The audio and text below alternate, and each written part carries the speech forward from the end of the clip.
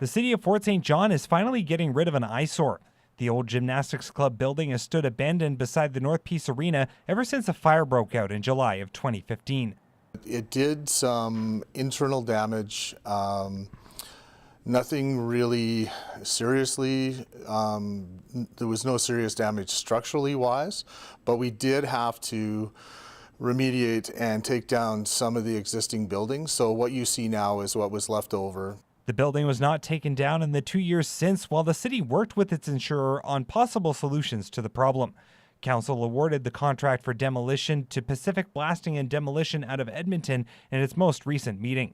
City officials say most of the cost will go to the problems presented by tearing down a building that is part of a much bigger facility. Because it's part of the North Peace Recreation Center complex with the North Peace Arena and the new pool, some of the building is tied into the existing building. So when they take down the building, what was an exterior wall will expose walls now that are interior walls. So then they have to be insulated, cladded to make it an exterior wall. At City Council, Councillor Gord Clausen expressed concerns that the building will not be removed in time for the arrival of the U17 Hockey Challenge set for November, but Langell says that won't be a problem.